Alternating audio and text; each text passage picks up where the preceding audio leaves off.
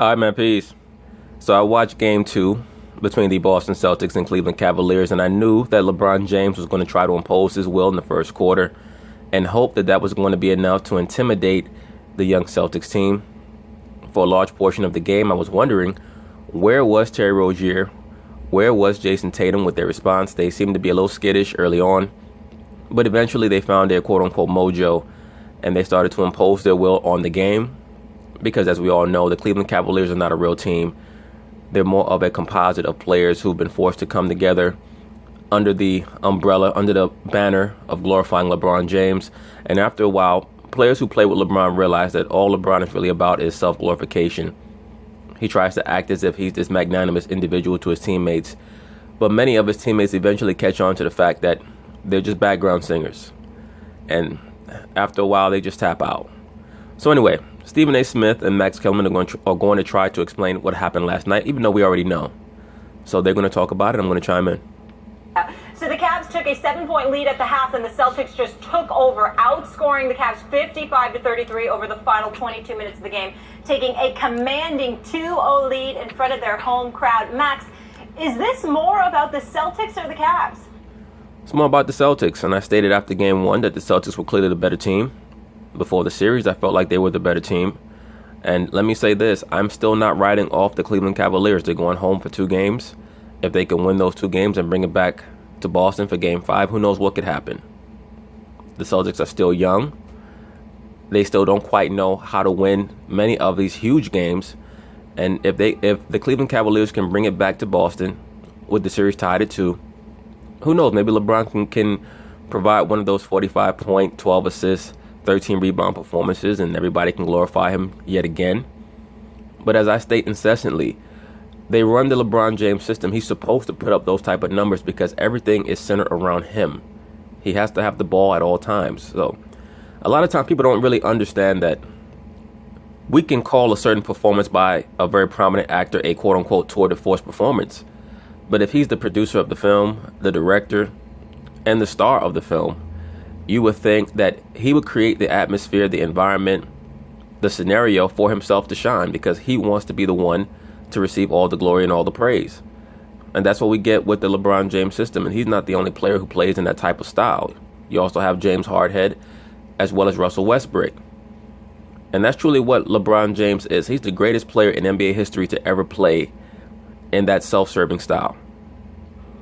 The Celtics, of course. The Celtics deserve enormous credit here. The Cavs, we know what they are. They're LeBron James, sometimes All-Star Kevin Love and company. And right, but why is that? Supposedly, according to you guys, LeBron James makes all his teammates better. So you can't have it both ways. You can't tell me that all the Cavs are is LeBron James and Kevin Love and company, and then tell me that whoever comes and plays with LeBron instantly becomes a better player. Which one is it? And they struggled against Indiana, but they won. And they swept Toronto. So, what was that about, right? Those are good teams. The Celtics are a very good team. That's maybe a great one. I mean, with Kyrie and Gordon Hayward, you figure they'd be a great team. They will be a great team. I'm not sure if they're a great team right now. What we do know is that they're playing great. They're playing hard. And they're playing extremely well on both ends. Offensively and defensively, they're playing extremely hard and well. And an actual challenge for, at this moment, what looks like Golden State, but whoever comes out of the West. But even without those guys, the Celtics are a very good team. Why was this about the Celtics? Stephen A. LeBron get any points in transition? Like any at all? Did he get out in transition at all? How many uncontested shots did he take out of 29? 1. They contested 28 of LeBron's 29 shots. Well, Max Kellerman, it does not take an exceptional amount of talent to contest shots. All it takes is effort. So the real question is, how many times did LeBron James contest the offensive player that he was supposed to be guarding? How many times did he contest their shots? That's the real question, and that's something that most of the LeBron James superfans in the media are not going to talk about because his defense was horrendous. And then they shut down everyone else, too. I mean, what a defensive job by the Boston Celtics. And Stephen A., it reminded me a lot of Game 1 with Houston and the Warriors, in that you could see LeBron going off. That's exactly what it was, Max Kellerman. You're finally starting to figure it out. That's why I stated that what LeBron James truly is the greatest player of his type. He's the greatest me-oriented player in NBA history. And I was finally able to put the connection between LeBron James and Allen Iverson, because LeBron always talks about how he wanted to be Allen Iverson growing up, even though we know that it was truly Michael Jordan who was his quote-unquote imaginary surrogate dad. But I finally figured out what he meant by talking about Allen Iverson. Allen Iverson was one of the early me-oriented players of the NBA in the mid to late 90s. And that's LeBron. He has to have the ball in his hands all the time. The difference is he just passes more than Iverson does. But he operates in the same way. Has the basketball at the top of the key. He has his 4 other teammates pretty much on the baselines, and he can do whatever he wants. Dribble in between the legs 500 times, take fadeaway jump shots, falling left, take 30-foot threes. I knew in the first quarter when LeBron came out taking all the three-point shots, what he really was doing, he was trying to conserve his energy for the fourth quarter so that he could drive to the basket. But by the time the fourth quarter came, they were already down by 10, and he was still unwilling to play any real defense. Early, oh my God, he was doing everything. He had 1,000,000 points in the first quarter. And you thought to yourself, just like with Harden and the Rockets, damn, this guy is working awfully hard for not much of a lead. It's like they have to work a lot harder than the Celtics do. Well, the way that you get the lead is not by scoring 21 points or 25 points in the first quarter. The way that you get the lead is by playing good offense and defense. That's how teams go out to 12 and 13 and 15-point leads in the first quarter. That's how the Warriors do it. But it's one thing to understand how to do it. It's another thing to implement it and actually do it. And Cleveland has not had a defensive presence, a defensive mindset for the entire season, so it's not going to happen in the playoffs. Just to kind of barely keep their heads above water, and sure enough, class told overtime. This was about the Boston. So in other words, LeBron James does not have any class because he did not play any defense throughout the game. Max Kellerman, that's what you're asserting. Celtics, Brad Stevens, Al Horford, Marcus Smart, you know the cast, Rozier, Tatum, Brown, the Boston Celtics.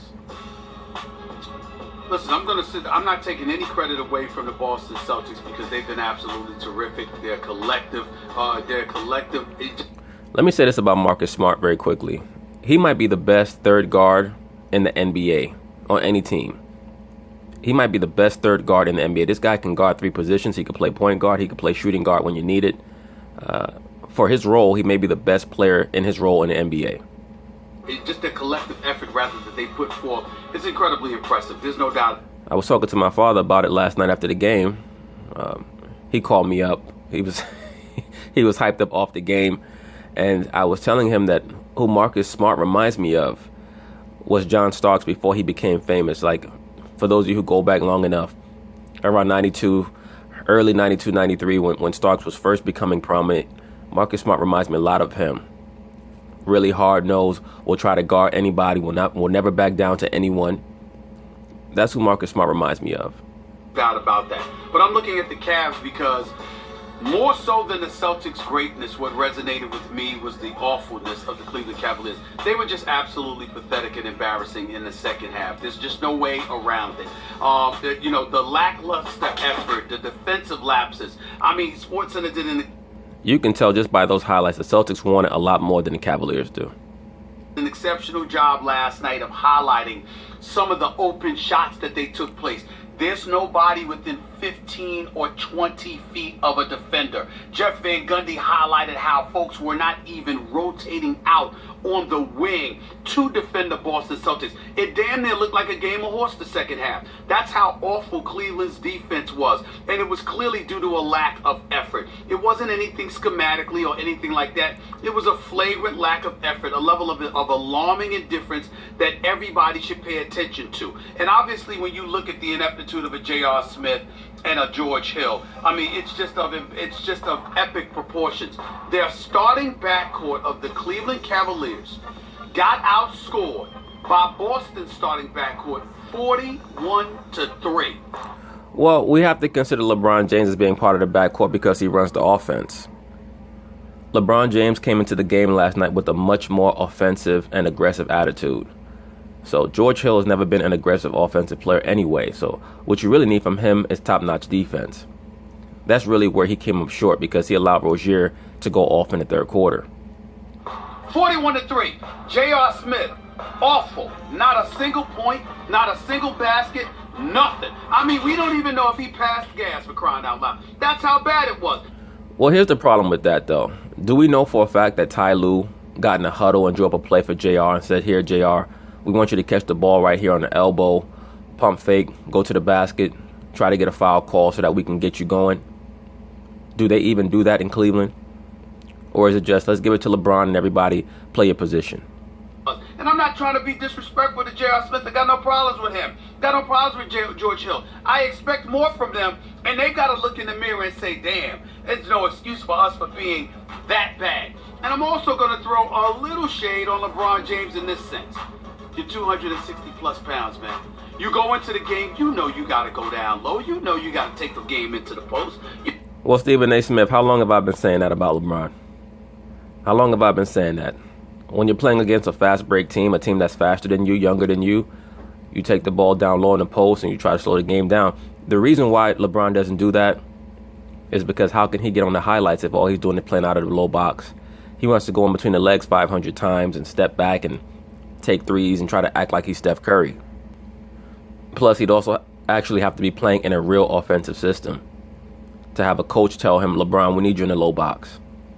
You know there's no way on earth that you're going to beat the Boston Celtics over the course of 48 minutes with their youth, their athleticism, their length, their energy, their defensive tenacity. And I was not surprised by J.R. Smith pushing Al Horford in the back. J.R. Smith is another one of those guys who implodes whenever the situation gets hectic or there's any type of adversity. You cannot count on him to make the intelligent play at all.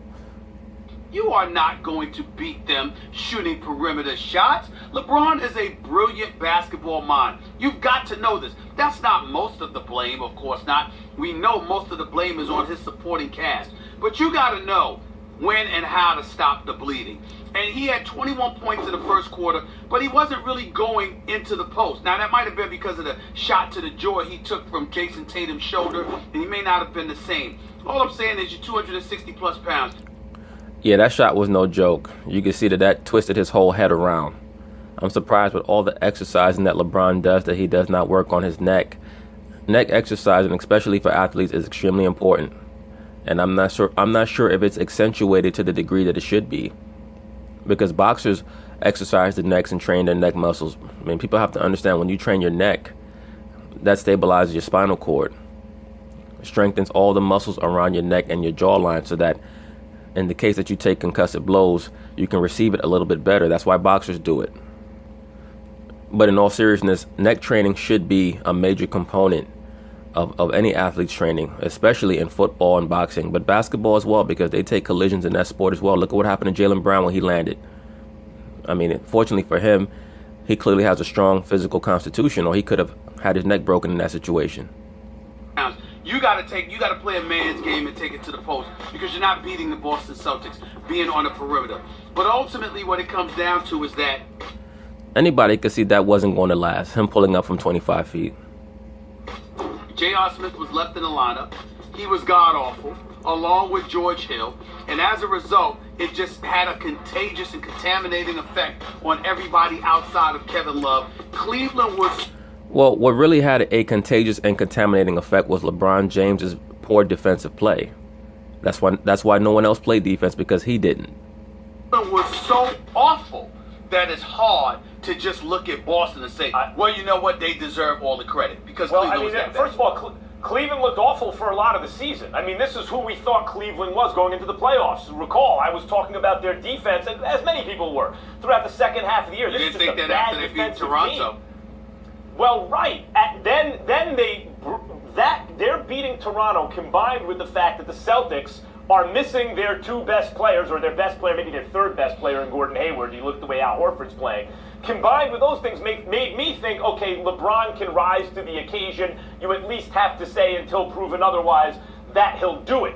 Still, this is the Cleveland team, other than the Toronto series, that we've seen all year long. So the question is, that team, good enough to beat Indiana, good enough to beat Toronto, not good enough to beat the Celtics even without Kyrie and Gordon Hayward. And that's truly my only regret, that Kyrie is not there to commandeer this ass whooping that that the Cavaliers are getting thus far. And I will accentuate thus far because I think that Cleveland still has an outside chance to win this series. If for no other reason, they're going home. LeBron is going to be ultra focused. All they've done is lose 2 road games to open up a series. They still have the opportunity to tie it up, bring it back to Boston for a pivotal Game 5. I'm sure that LeBron James, that's what's going on in his thought process. You mentioned going into the post. There's Al Horford, by the way. Does he defend the post well? He does everything well. He's the prototypical modern big, like almost a stretched out Draymond Green. I agree. Al Horford, he brings a great deal of versatility to their defensive lineup because of the way that he can cover. I mean, he can guard in a very small stretch. He can guard any position from the 2 to the 5. He gives them a great amount of versatility. And then the fact that he can make jump shots when he's wide open. Had Kyrie still been playing, as I've been stating all season, I think that Boston would have given Golden State a serious run. As of right now, should they get to the finals, I don't think that they're going to be able to win more than 1 game against Golden State. That's assuming that Golden State makes it. But had Kyrie been there, it would have been a great, great finals. In certain respects. And unlike playoff series in the past, where Horford is such a jack of all trades, that you think sometimes, boy, he could assert himself a little bit more to go from star to superstar. He is asserting himself throughout these playoffs. He has probably taken that step, because when I think of the Celtics now, when I talk about 4 or 5 star players, well, this guy's 4.5. You know, he's not quite 4.5. I'd give Al Horford a little bit over a 4. He's a great defender at his position, though. I will give him that. But offensively, he fits in great in their system. Kyrie will be their best player next year, but Horford is the next best guy. He is doing every single thing you can ask of a player, and maybe dissuading LeBron from going into the post. Hey, man, you know, it's interesting. I just got a text from a friend of mine who worked in the NBA for many, many years, and he sent me a quote reminding me of something Larry Bird once said about LeBron James. He says, if I want to have fun, I'll play with LeBron. If I want to win, I'll play with Kobe. That's a quote from Larry Bird. That's true. Larry Bird did say that. But in all fairness, Larry Bird stated that back when LeBron James was still a relative neophyte in regards to winning. He had not won anything yet. So you'd have to ask Larry Bird what his understanding is right now. He may still want to play with Kobe because Kobe has the mentality more of the players who played back in the 80s and 90s than LeBron James does. But I'd be interested to know how Larry Bird feels about that whole situation right now as opposed to when he first made that statement. The only reason why Stephen A. Smith is making these assertions pertaining to Mr. Larry Bird and what Larry Bird stated about LeBron James as opposed to Kobe is because Stephen A. Smith is a huge Kobe fan. Why is that? Because Kobe is one of his main informants. And as I've stated over and over again on this channel, it's obvious that there's an issue between Stephen A. Smith and LeBron James's camp because LeBron James will not give him a sit-down interview. From years ago. Now, obviously, that LeBron James is not this LeBron James. This LeBron James is a 3-time champion, a 4-time league MVP, and we all know what he's not working with. We get all of that. Right. So understand that most of the blame goes to them. He doesn't have the support that he needs. No doubt about it. All I'm saying, Max, is I don't understand how you could be considered the greatest player of all time, which is what we constantly hear about LeBron James, but we're always told that he doesn't have enough help. How could you not have enough help when you're playing with another Hall of Famer? You're playing with another Hall of Famer in Kevin Love. That's a fact. Tristan Thompson is a top draft pick. J.R. Smith was a top draft pick. Rodney Hood played at Duke. George Hill has been the point guard on teams that got to the conference finals without LeBron James. You mean to tell me he can't pull that team together and get to the finals without a problem? he is a basketball savant. You know what Boston is throwing at you. And knowing what Boston is throwing at you, for you not to go into the post more and attack from the inside, to me, is a dereliction of duty.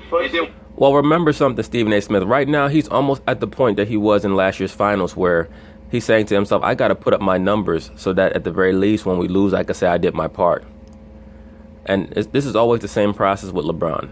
After game one, He's happy. He's jovial after game 2. Depending on his personal performance, he's still smiling.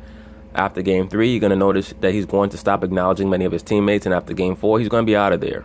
Period. And then when I see you laughing after the game like it's no big deal, I mean, listen, they're not losing. They're getting their butts whipped. Well, maybe it's not a big deal to him, Stephen A. Smith, because he knows that he's going to leave the team because he's a free agent. You really think he's going to sign back with Cleveland? I don't. I find nothing funny about what is happening to Cleveland, and I don't like seeing LeBron and Kevin Love laugh about it, to be honest with you. I've also seen Kobe in his prime lose closeout games, lose Game 7 to the Phoenix Suns. Well, we know no one likes to bring that stuff up, Max Kelman, because they've tried to create this cult of personality around Kobe Bryant, that he's this ultra super competitor who never gives in. He never gives up big leads. He always comes through in the clutch, but we know that's not the case. In the playoffs, lose in the finals. Like, I saw Kobe do that, and so, like, not just losing the finals. I've seen finals where it was Kobe's fault that they lost. The 2004 finals loss to the Detroit Pistons, they lost because of Kobe Bryant. I understand. Once upon a time, that was true. If you want to win, play with Kobe, not LeBron. Or if you want to have fun, play with LeBron. No, once upon a time, it was true that if you want to win and you happen to be on Kobe Bryant's team, you better hope that Phil Jackson is the coach, because that's the only way that you're going to win anything of prominence. I mean, once again, look at Kobe's track record. He never did anything without Phil Jackson. Now, that team, the championship team that they had in the late 2000s after Phil left, they were able to, I believe, win a round in the playoffs in 2012. But that's only because they still remembered how to win playing under Phil. When you look at after Phil Jackson first left the Lakers in 2003, I believe it was, no, 2004, they couldn't even make the playoffs. They had to bring Phil back because they needed someone to rein Kobe in. LeBron, I believe, has erased that, and I think this gets nitpicky, but I quickly, he should have been in the post more. But I have a quick question for you. Jeff Van Gundy. That's not nitpicky. Jeff Van Gundy, who's improbably an even better broadcaster maybe than a coach. This guy. I agree. I think that Van Gundy is a better broadcaster than he was a coach, and he was a very good coach, but he's a great broadcaster. You can always count on him to speak his honest mind. This guy is great. Jeff Van Gundy's the reason why we have the rule in the NBA pertaining to flopping, because he campaigned for it for years, thankfully. Brings up that, and probably because he was a great coach, brings up that the Cavs were rolling their eyes at each other more than a couple in a bad marriage. You referenced it on SportsCenter last night. I noticed it. Everyone was talking about it. You were there. The Cavs were rolling their eyes at each other out of proportion, Stephen A. Yeah, they were. They were. I mean, listen. I'm not surprised at that. They're not running a real scheme, defensively or offensively. So they're pretty much just bit actors, and I'm not surprised at that because all those brothers realize that they're not really playing in a real offensive or defensive scheme. They're just bit actors. They're background dancers who are just there to provide some decor for the main star. So the bottom line is that you see guys, they just looked a bit lost.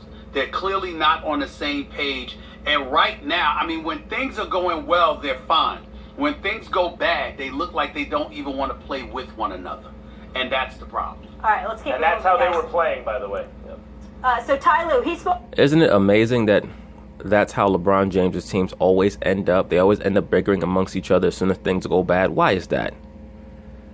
Because LeBron, he reminds me a lot of Kathy Bates from the movie Misery.